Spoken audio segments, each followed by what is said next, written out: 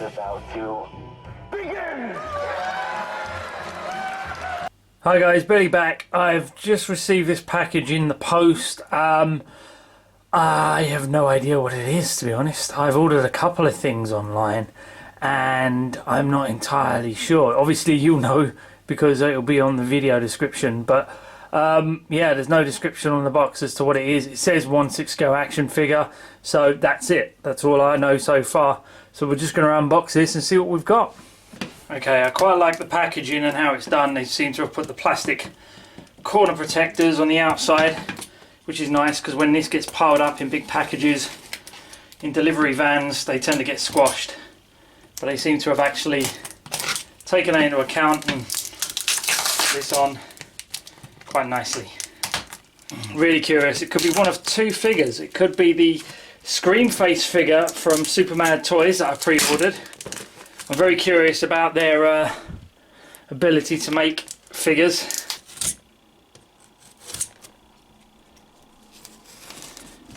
As we can see, here it is. Come on, son. Out you get.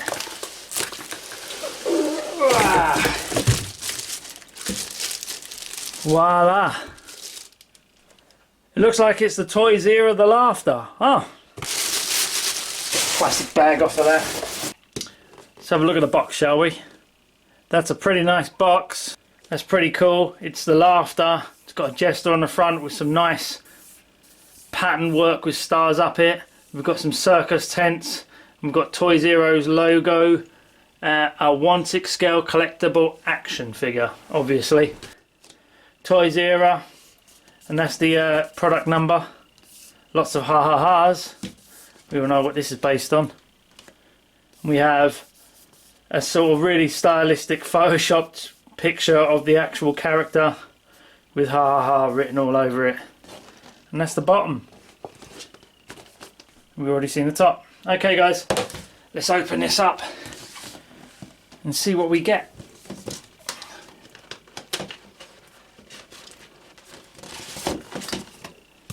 We get a slip case or a slip sleeve, I don't know what you call them. Obviously it's got another Photoshop job on it, really cheap Photoshop job from the looks of it, you know, like just a quick job. Lots of ha-ha-has and Toys Era logo. We pull it off. We have ourselves some foam. I like the foam padding. I think foam protector is really good.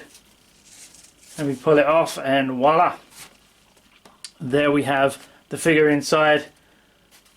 Extra hands, 1 ungloved hands and 4 gloved hands, plus he's wearing 2 more. And he also comes with this and this. So let's pop him out and have a look at what we get.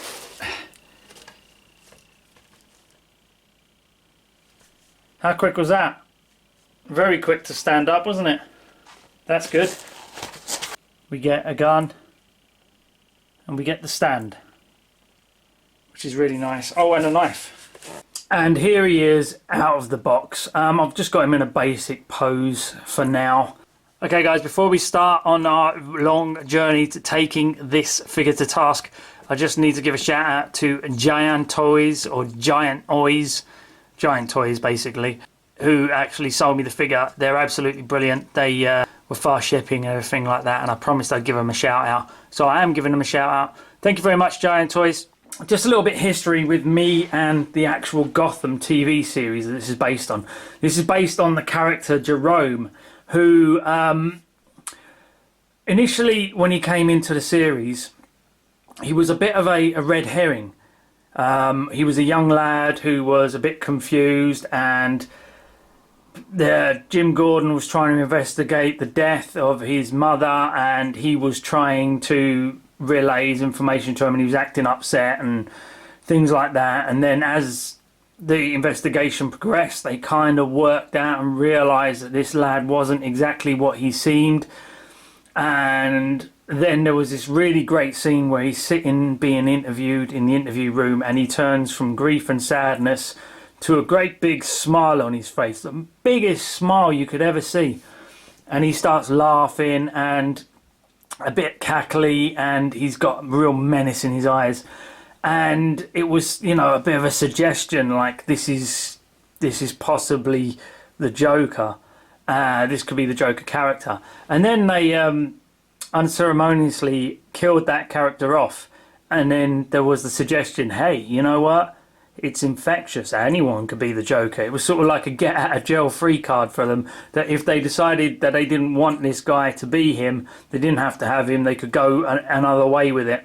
This is a figure that I was really curious about. It's a real curious piece for me, simply because I really liked Jerome's portrayal of, I think, what is Gotham's Joker.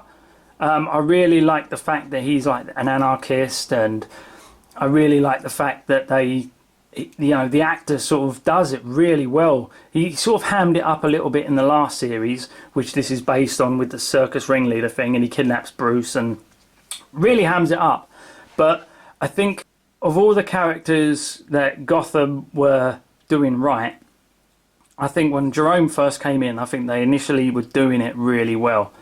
And obviously I collect Batman figures, so you know, I've got Heath Ledger's Joker DX11, and I've got the DX08 Joker Nicholson, and I've got the DX14 Mime Joker.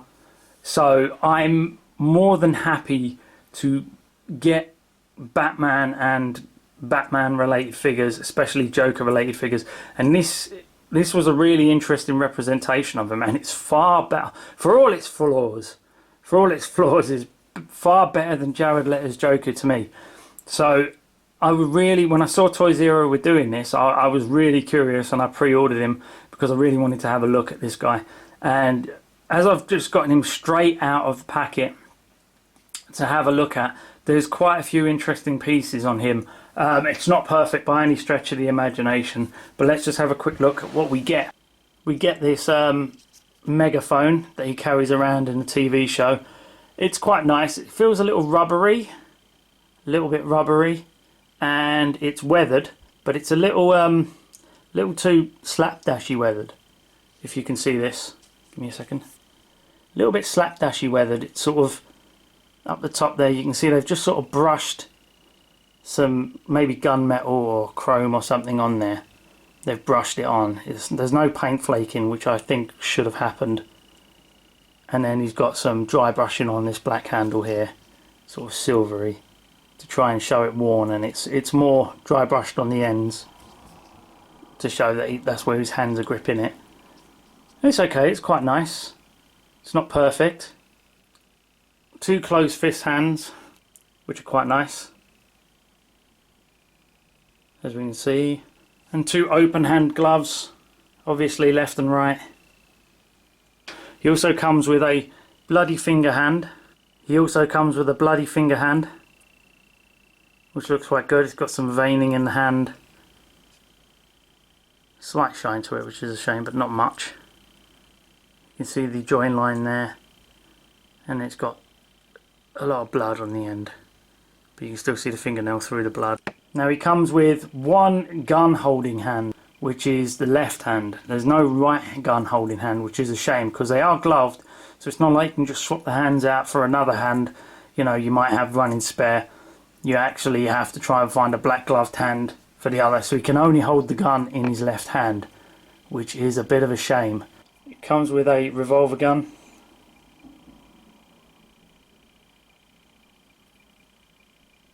which is quite nice. It also pops out, so it can show the inside revolver, which is good. It's a little bit plastic, a little bit flimsy, which is a shame, but it's not that bad. And it's very nice to look at, quite shiny and chrome, not much weathering on it. That could be easily changed with this mild dry brushing. Comes with a little knife, nice knife. And he also comes with a right knife holding hand. Now you can only hold the knife in the right hand and hold the gun in the left, which is a shame. It loses points for that. And let's take a look at the head sculpt. My first initial impressions is it's quite nice. It's a really nice sculpt. There's a, you know, it does look like Jerome as best as it can do, especially after he has his face cut off. he manages to get it back and he staples his face back on, a la the New 52 Joker.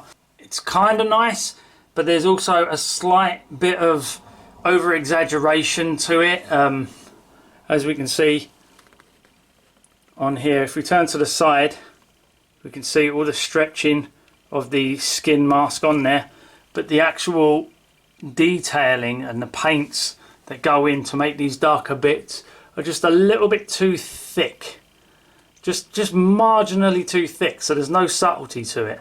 It's quite prominent and quite stretched out, which is a bit of a shame because I was hoping for a little bit more subtlety. And then of course if we turn him up a little bit, we can see the eyes. The eyes are great where they've cut it out and he's managed to stick his face back on. We've got a great smile there, showing some teeth, because he's got a really wide grin, and he's got these cheeks here that are almost Nicholson-like.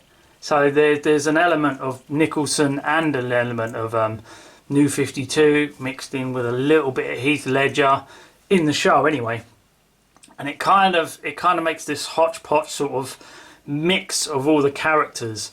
So where it doesn't win on originality, it does win on the fact that, you know, they've managed to capture a good few things from the character itself. Then as we go to the side, we can see the staples are really nice.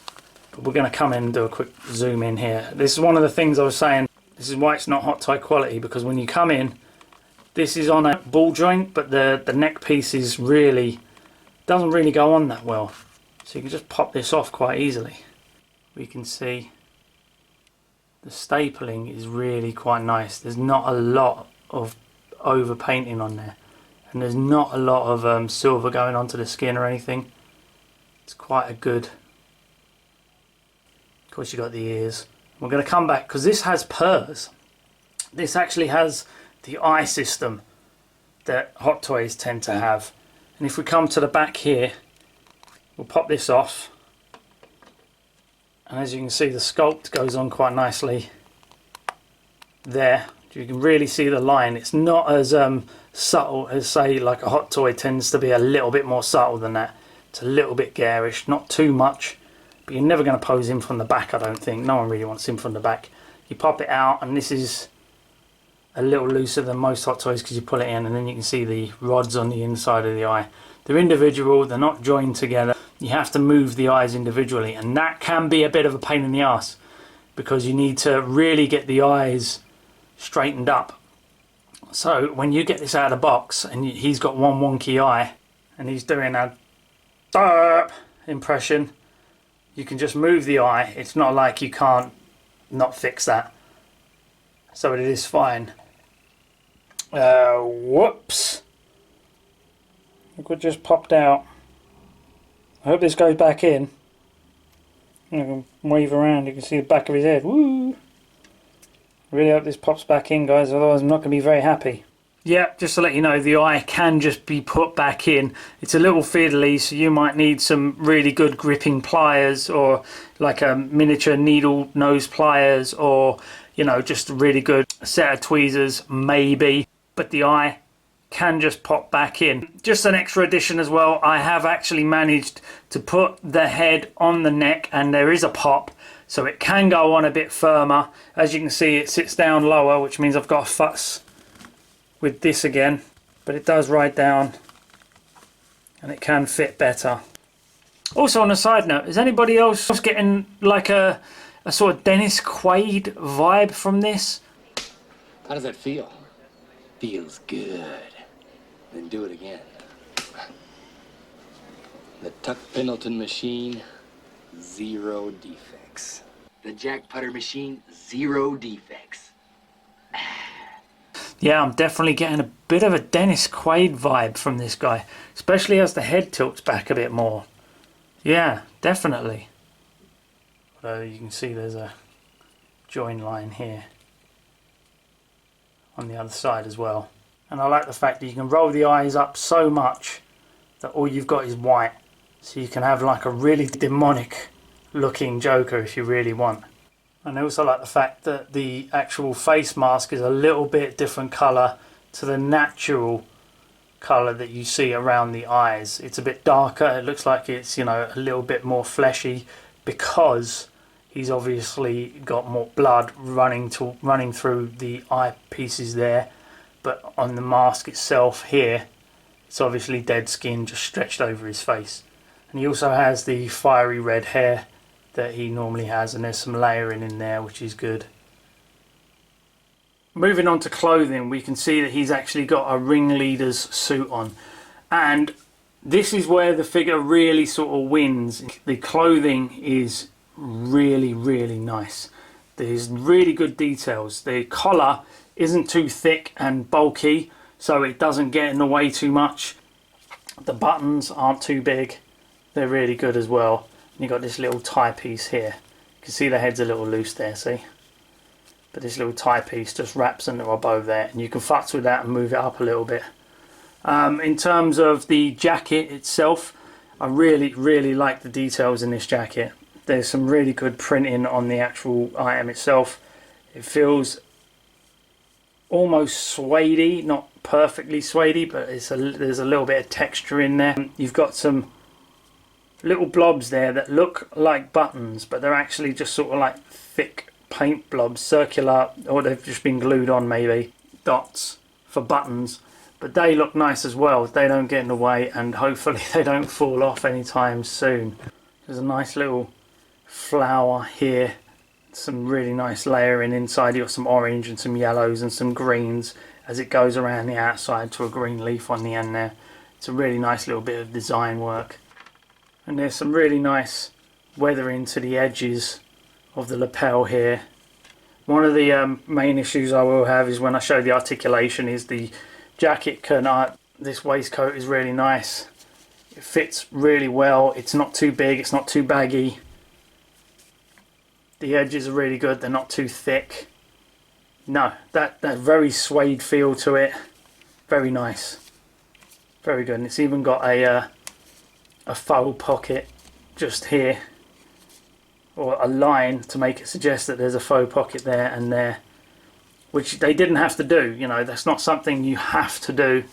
People wouldn't even notice that, but they've put it in there anyway, so they get a thumbs up for the detail in that. And then we get the trousers, these ringleader trousers, quite nice, loose, a little bit baggy, but they obviously billow out on the edges here like a real ringleader's trousers would. And then we come down to these boots. Now the boots are nice, but I would expect them to be, but there's a little bit of a really soft touch to them, almost pleathery, but then they're hard at the bottom here. And they have some real dry brushing, a little bit of muddy dry brushing to them. There's not a huge amount of detail, although they've managed to get the sewing all around the edges. Some more dry brushing, and we can see that the heel has a little bit more muddiness to them. And of course, the test of any real true character, the soles of the feet still have detail. So in terms of clothing, I genuinely think it looks really good. There isn't a shitload of bad details on here that I can, you know, pick at. There's really nice print on the jacket, comes across. You've got the details of the actual buttons on the sleeve here. Now in terms of articulation, let's take a look. We can see that this head sculpt has to go down onto the body. It's a little loose, but it can lean forward, it can fall right off. It's not sitting in there very well. As you can see, there is a very big dot here for the ball joint, which is a shame, because it doesn't, you know, it's not like you put this back on, it doesn't pop all the way. There's no pop, it just goes back on and sits there. So in terms of articulation, I'll push him down about that far, because you push him down, oh hang on, he can go that far, but now you're risking the head falling off. So we have to come back, and then we pull that back. You see it sort of pulls forward. It's push this down. See?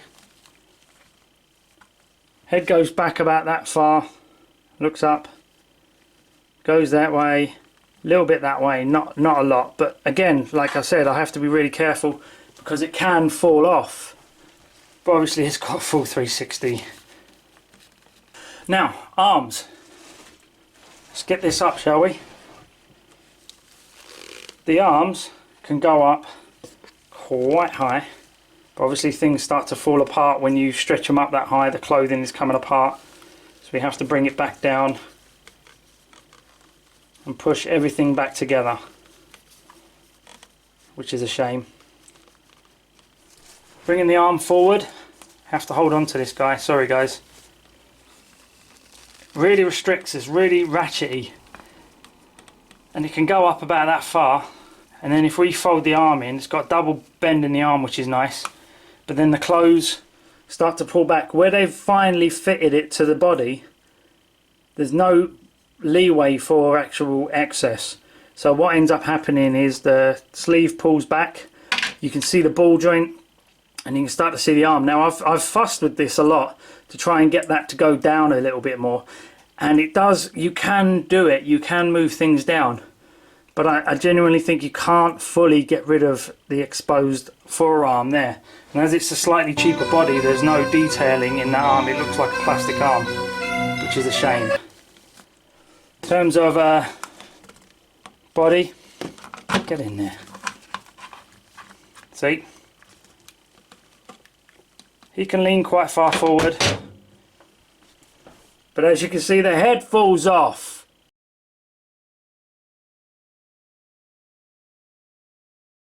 In terms of articulation in the torso, he can bend forward all the way over, which is really good. He can lean quite far back, be careful with the clothing. It's a very good slight hip swivel left and right, and a bit of a circular motion. So it's very good ab crunching. In terms of legs, his legs can go out really far. These trousers do not restrict that whatsoever. Come back down, they can go all the way up. You can even, dare I risk doing that anymore? There, that's how far his leg can go up, which is a really good amount really, isn't it? And then double knee jointed bend in the legs. You can go up about that far, go all the way back about that far, come back down. And what is really good is, like I said earlier with the boots, they've got this sort of pleather likeness to them, like real ringleader boots. And so there's not a lot of, you know, you can still get ankle pivot, move the boots all the way up like that. And of course you've got foot swivel all the way around. So there is some really good ankle articulation because of these pleather bits and not being plastic. But how long they last, I don't know. Yeah, in terms of articulation, the bottom half of the body is really like almost unencumbered. You can get some really good poses out of that. The top half of the body, the ab crunch is fantastic. The arms, like the sleeves, you can get double bend in the arms, but then obviously the sleeves start to pull back. I reckon you can probably improve that with futzing. So, but you know, my initial impression is it's a bit difficult to pose with the arms. You have to be very careful where you're going to put them. You're going to have to keep moving the sleeves down, keep futzing with the suit to try and stop it from rocking up too much. And then we've got the head sculpt. The head sculpt is nice. It's not perfect, but it's good. It is good head sculpt, and it's got some really nice details with the staples. The skin texture is different around the eyes than it is around the actual rest of the face because of the dead skin around it. And he has some really good hair. But you know, you've got the purse system in the eyes, which are individual, which will be a bit fiddly and cumbersome for people with big fingers. You might need a little tool to help you fix with that, or you do it with tweezers, that might be better. And of course you've got a variety of hands. You've got the megaphone, the knife, the gun, and you've got a bloodied finger. Yeah, this is a really nice figure. Do you know what I'm really tempted to do? I am really tempted to get someone to repaint that head. into more of a traditional Joker, you know, with the slightly whitish off face and the big red lips and the green hair. That I'm very tempted to do that, and that might be something you guys might be tempted to do as well with this, because I'd say this version of Joker is really good, and I like the fact that he has this sort of circus ringleader clothing on, and I really like the boots. The clothing is spot on. Whoever they got to do the clothing, they should really give a pat on the back to, because it is great. It's a shame about the hands. It is a shame that you can only hold the gun in one hand and the knife in the other, and you can't swap them over.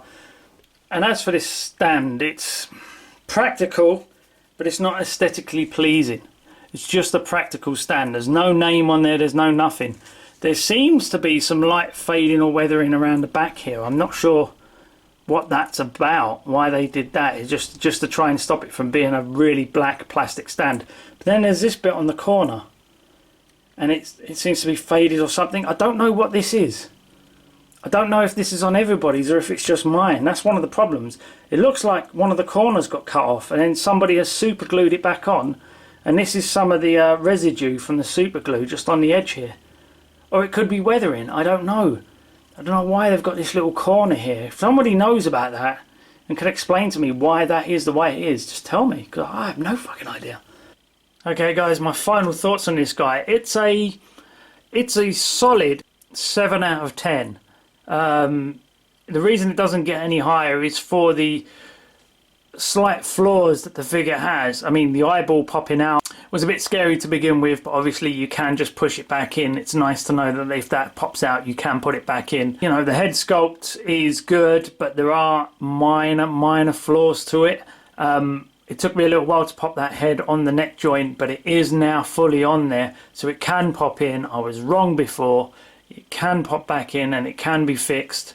The bow tie and the collar I still really like. It's a bit messed up now because I've been playing around with it, but I'll refux that back up. The sleeves being like exactly the right length when the arms are down by its side are a little bit of a flaw, because as you lift them up and move them around, it's very difficult to get the sleeves to cover the forearms as easily, so it loses a couple of points for that. I really like the clothing, I really like the stitching. The articulation isn't massively restricted other than the arms. You can get some really good poses with the legs and the feet. It's a shame because, you know, I've got him in this sort of cheeky little pose now, but obviously there would be a lot more I could do with him. I'm really tempted to repaint that head. That head should have Joker face paints all over it, doesn't it? And here he is standing next to the DX08 and the DX11. Toys Era don't charge half as much for their figures as, say, Hot Toys do nowadays. But I just wanted to put him next to these guys just so you can see all the Jokers that I've got in my collection. I also have the Mime Joker, but I haven't put him here. I mean, I'm really glad I got this guy. I still wonder if I shouldn't maybe give him another facial repaint, just so he fits in with the other Jokers. But he is a nice variant of the Joker. If you've got all the Jokers, including the Jared Leto Joker, I don't see why you wouldn't add this guy to your collection either. The articulation's pretty good. The apps are really good. Everything's good, but not necessarily perfect or, you know, amazing. Okay guys, that's it for now. That's been the Laughter figure by Toys Era. Smash the thumbs up button, please. Click subscribe if you haven't already. And if you could just do me a favour. Here, come here. I need to say something. Get the fuck out of my cave.